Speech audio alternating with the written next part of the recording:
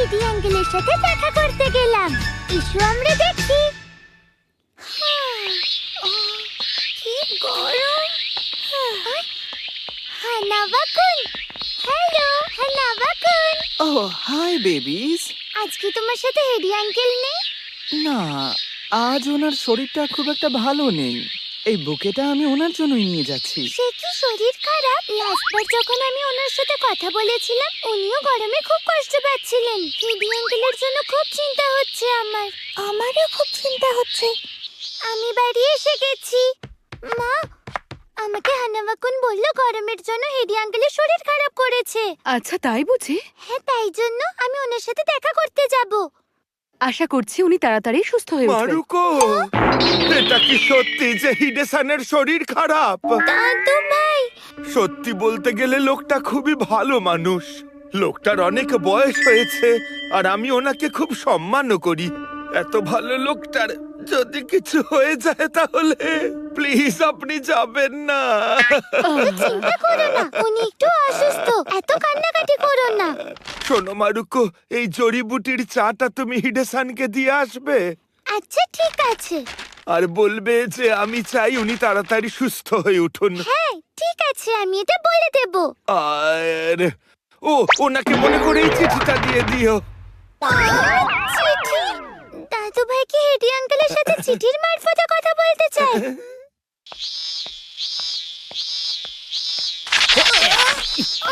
হামাজি, সাকুরা-সান, তুমি কোথায় যাচ্ছ?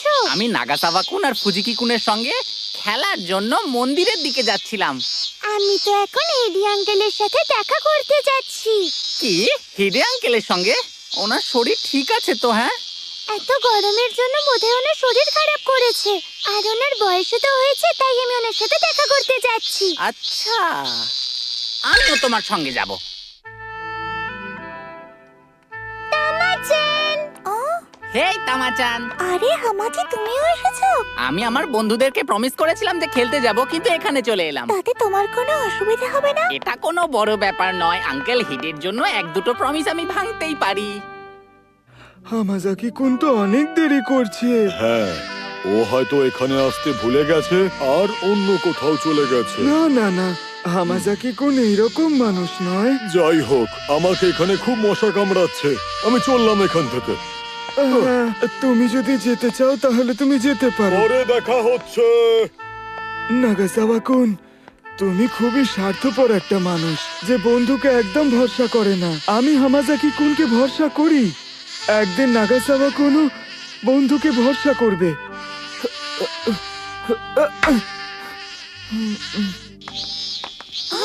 নাগাসাওয়া-কুন! হ্যাঁ, ওই তো। হামাজাকি-কুন, তুমি এদের দুজনের সাথে কি করছো?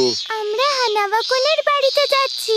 আমি শুনলাম হিডে আঙ্কেলের শরীর খারাপ, তাই আমি ভাবলাম ওনার সঙ্গে দেখা করা উচিত। কি, আঙ্কেল হিডে? এটা তো চিন্তার কথা। আমরা ওখানে খেলে সময় নষ্ট করতে পারবো না। আচ্ছা, আমিও কি তোমাদের সাথে যেতে পারি? Good afternoon. ভেতরে এসো। হেদে আঙ্কেল, আমার বন্ধুরা আপনার সঙ্গে দেখা করতে এসেছে। হ্যাঁ, আমরা কি আসতে পারি? Good afternoon হিডি uncle. আপনার শরীর কেমন আছে? তোমরা সবাই এত দূর থেকে শুধু আমায় দেখতে এসেছো? আমরা আপনাকে খুব ভালোবাসি হিডি আঙ্কেল। আমাদের খেয়াল রাখার জন্য অনেক অনেক ধন্যবাদ। আমাদের সাথে এত ভালো ব্যবহার করার জন্য ধন্যবাদ। হিডে আঙ্কেল, আমার আপনার সঙ্গে কথা বলতে খুব ভালো লাগে। আপনি প্লিজ তাড়াতাড়ি ঠিক হয়ে যান। আমারও আপনাকে খুব ভালো লাগে। প্লিজ তাড়াতাড়ি সুস্থ হয়ে উঠুন, সবাই তাই চাই। হিডি আপনি কাঁদছেন কেন? হিডি আঙ্কেল, আমি সত্যিই কি সৌভাগ্যবান যে আমার মতো দুর্বল অসুস্থ এক বৃদ্ধ লোকের জন্য তোমাদের মতো বাচ্চা ছেলে মেয়েরা কত চিন্তা করো। আমরা জানি যে আপনি একজন ভালো মানুষ। হ্যাঁ, একদমই তাই। আপনি দুর্বল বৃদ্ধ একেবারেই নন। সবাই এটাই বলে যে সবাই হেদে আঙ্কেলকে খুব সম্মান করে। ছোট মাস্টার। হেদে আঙ্কেল এই বাড়িতে গত ৪৫ বছর ধরে কাজ করছেন। ৪৫ বছর? হ্যাঁ, আঙ্কেল হিডে এই হানাওয়া এস্টেটে ৪৫ বছর আগে এসেছিলেন। এখানে কাজ করে আমার খুব ভালো লাগবে। সেই সময় আঙ্কেল হিডে নিজের কলেজ পাশ করে এসেছিলেন। তার বয়স ছিল মাত্র 23 বছর। ওনার ভালো ব্যবহারের কারণে উনি হানাওয়া এস্টেটের সবথেকে নির্ভরশীল ব্যক্তি ছিলেন। হিডে তোমার সাহায্য করতে পেরে আমার ভালো লাগছে। আমিও খুব খুশি হয়েছি স্যার, আর আপনাকে সাহায্য করা তো আমার কর্তব্য। আর সেই সময় হানাওয়া ফ্যামিলির হেড হানাওয়া কুনের দাদু ছিলেন। তিনি একজন বিশিষ্ট উকিল এবং অনেক জমির মালিকও ছিলেন। জোয়ান এবং স্মার্ট হওয়ার কারণে শহরের সব সুন্দরী মেয়েরা হিডেকে পছন্দ করত। হানাওয়া এস্টেটে কাজ করা একজন মেয়ে তোশিকো তাদের মধ্যে ছিল একজন। সে মনে প্রাণে হিডেকে পছন্দ করত।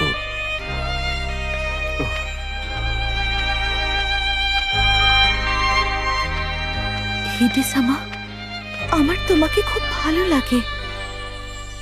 হিডেও তোশিকোকে পছন্দ করতেন। তোশিকো-সান, আমি আস্তে আস্তে তারা দুজনে একে অপরের প্রেমে পড়লেন। কি রোমান্টিক স্টোরি! হ্যাঁ, কি মিষ্টি! আসল ঘটনা তো এর পরে আছে। কিন্তু হানাওয়া এস্টেটে একজন ছিল যে তাদের এই সম্পর্ক সহ্য করতে পারত না। তার নাম ছিল কোয়ামা তামেজো। সে ছিল একজন কৃপণ ব্যক্তি যে সারা জীবন টাকা বাঁচিয়ে চলত। সবাই তাকে নাম দিয়েছিল কৃপণ তামেজো। তামেজো তোশিকোকে পছন্দ করত, আর অন্যদিকে সে হিডেকে ঘৃণা করত কারণ তিনি মাস্টারের পছন্দসই ব্যক্তি ছিলেন। তামেজো সবসময় শুধু তোশিকোকে নিয়ে ভেবে যেত। তার শুধু একটাই উদ্দেশ্য ছিল, তোশিকো আর হিডেকে আলাদা করে দেওয়া। আমাদের মাস্টারের বাস! আমার এত দামি শখের ভাস, এটা কে ভেঙেছে আমি এক্ষুনি জানতে চাই। হিডে করেছে এটা। আমি কাল রাতে ওকে এখানে আসতে দেখেছিলাম।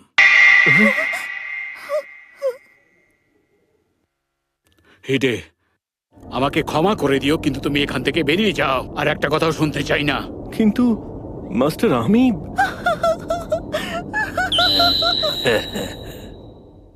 কিন্তু ঠিক সেই সময় একটা আশ্চর্য ঘটনা ঘটল।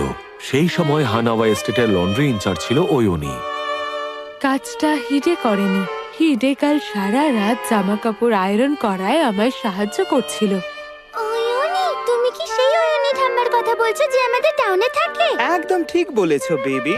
ওই ঠাকুমাও আমাদের এখানেই আগে কাজ করতেন, যখন ওনার অল্প বয়স ছিল। আমি এটাই বলতে চাই যে আমি সব দেখেছি। কাল রাতে যখন আমি বাথরুমে যাচ্ছিলাম তখন তামেজোকে ওই রুম থেকে বাইরে বেরোতে দেখেছি। তামেজো, তোমার ভাগ্যটা খুবই খারাপ যে আমি সঠিক সময়ে তোমায় দেখে ফেলেছি।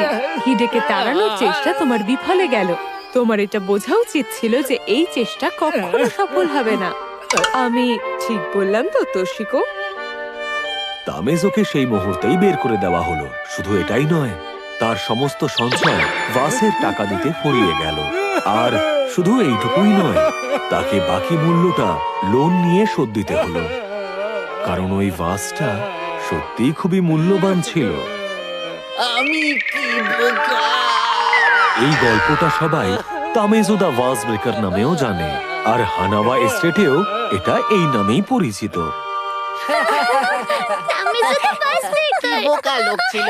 তামিজুর সঙ্গে একদম ঠিক হয়েছে। ভালো লাগলো, ভালো লাগলো এটা ভেবে যে আঙ্কেল হিডির ওপর কোনো দোষ পড়েনি। তোমাদের সবাইকে আমার এতটা খেয়াল রাখার জন্য অনেক অনেক ধন্যবাদ।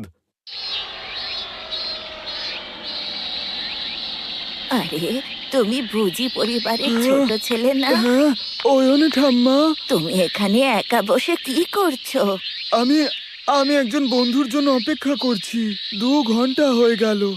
আমার মনে হচ্ছে যে ওরা মনে হয় আমাকে একেবারেই ভুলে গেছে।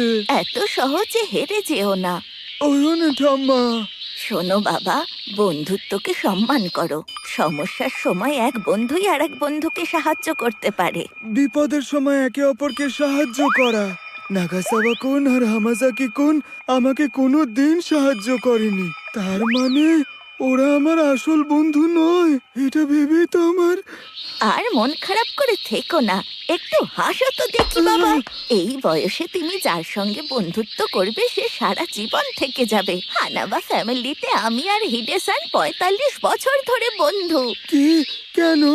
আপনার বন্ধুত্ব হিদে আঙ্কেলের সঙ্গে কেন হলো? দেখো বাবা, এই বয়সে অনেক কিছু হতে পারে, ব্যাস তুমি কখনো হেরে যেও না।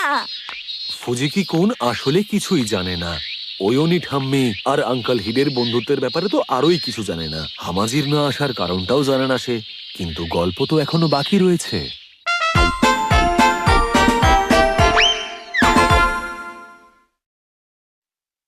তারপরে আঙ্কেল হেডি তোশিকো সানকে বিয়ে করে নিলেন। হ্যাঁ, আর তারপরে আমি তোশিকোকে বিয়ে করলাম। ওটা শোভা কালের 5ম বছর ছিল। হিডের বয়স ছিল 24 আর তোশিকোর 19, আর দুজনে নতুন জীবন শুরু করলো। তোশিকো সান খুব সুন্দরী না? আমি ওনাকে দেখতে চাই। আপনার কাছে ওনার কোনো ছবি নেই? হ্যাঁ, আছে তো আমার কাছে। এই ফটোটা ওর 20 বছর বয়সের। উনি তো খুব সুন্দরী। আঙ্কেল হিদের মেয়েও দেখতে খুবই সুন্দরী।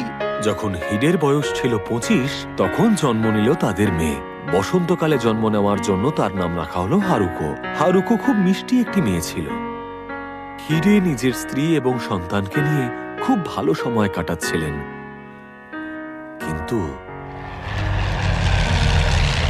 শোভাকালের 16তম বছরে প্যাসিফিক যুদ্ধ শুরু হলো।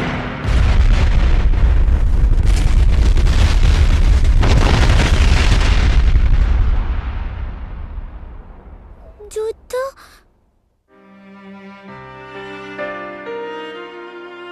আর তারপর 18তম বর্ষে হিডে ড্রাফট পেপারস পেলেন। তখন হিডের বয়স ছিল 37 বছর আর তোশিকোর 32। তোশিকো, এতদিন আমার সঙ্গে থাকার জন্য ধন্যবাদ। হারুকো, তুমি সব সময় তোমার মায়ের কথা শুনে চলবে। সেই সময় তার মেয়ে হারুকোর বয়স ছিল মাত্র 11। বাবা, কোথাও যেও না, আমার সঙ্গে থাকো।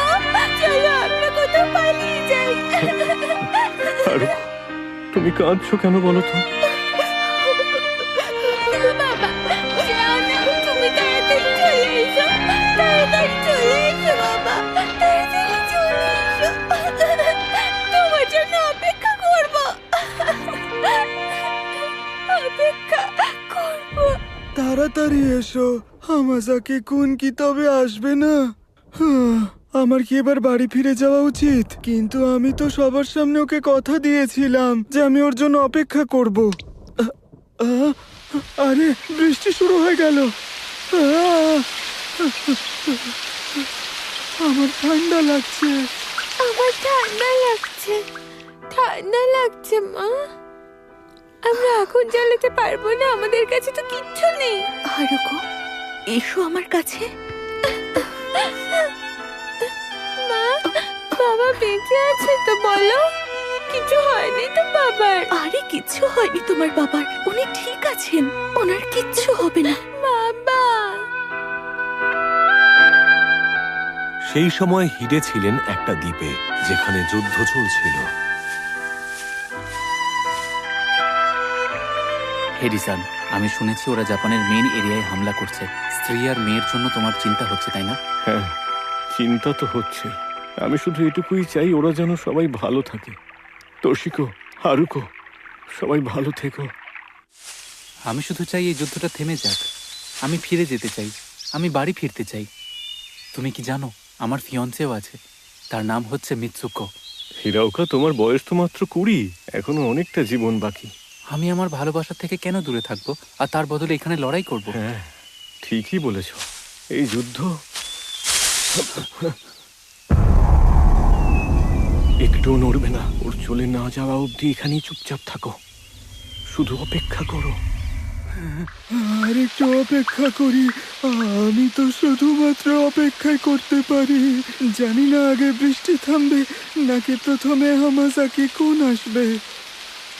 আমি শুধু অপেক্ষাই করতে পারি। হয়তো আমার ভাগ্যটাই খারাপ।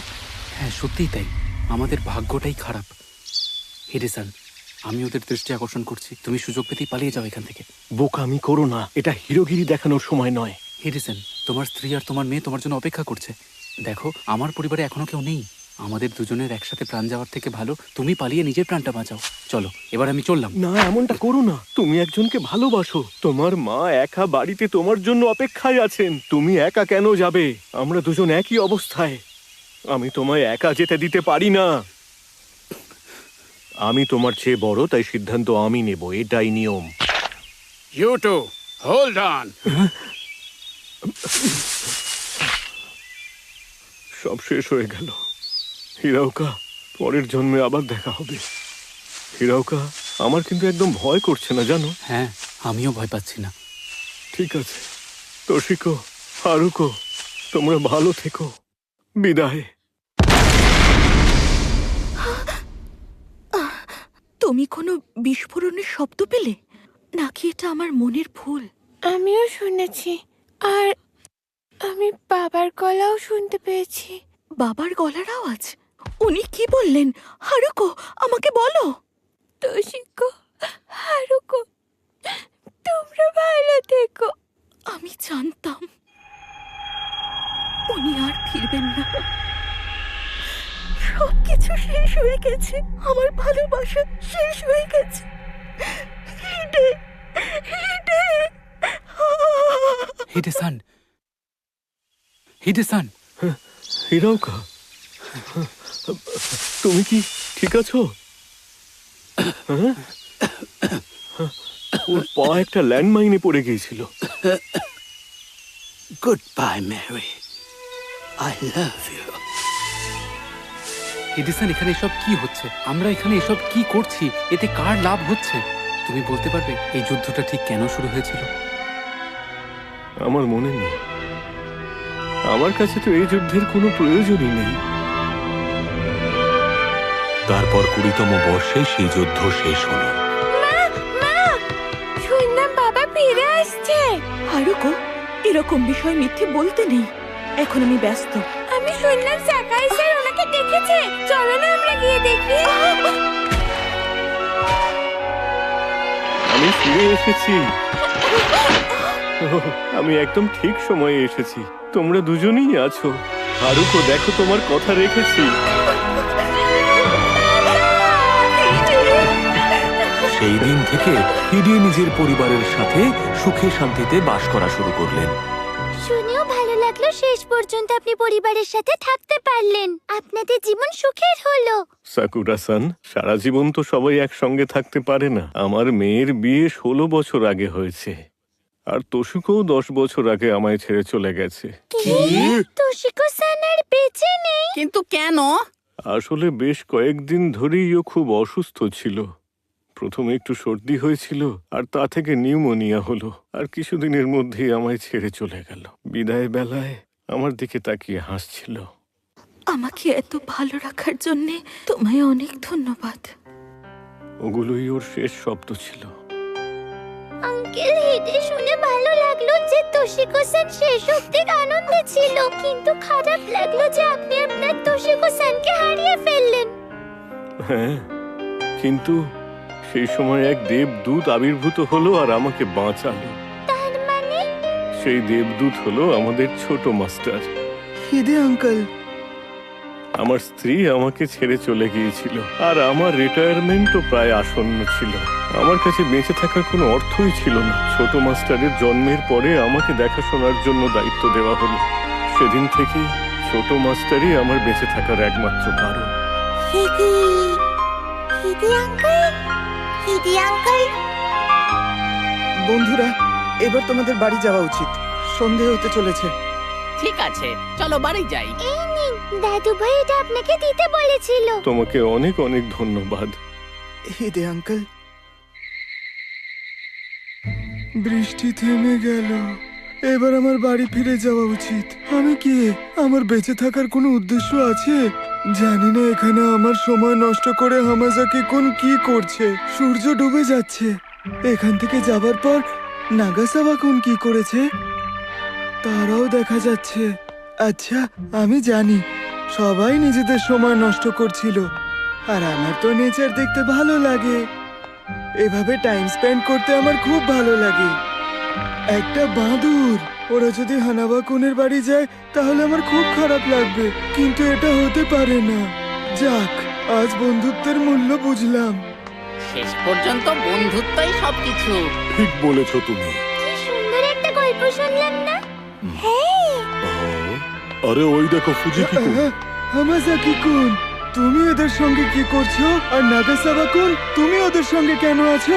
আমরা সবাই হানাবাকুনের বাড়িতে গেছিলাম আঙ্কেল হেডির সাথে দেখা করতে। ওনার শরীরটা ভালো নেই। হামাজি আর নাগাসাবাকুনের সাথে রাস্তায় দেখা হলো। তোমরা হানাবা-কুনের বাড়িতে গেছিলে? হে ভগবান! ফুজিকি-কুন, জানো বন্ধুত্ব সব থেকে দামি জিনিস। তুমি কি বুঝতে পেরেছো ফুজিকি-কুন? বলো বলো। হ্যাঁ, বুঝতে পেরেছি।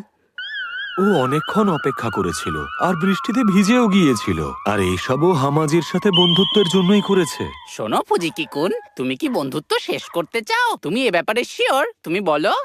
ফুজিকি কাঁদছিল না? কি? তুমি হয়তো ভুল দেখেছো। ও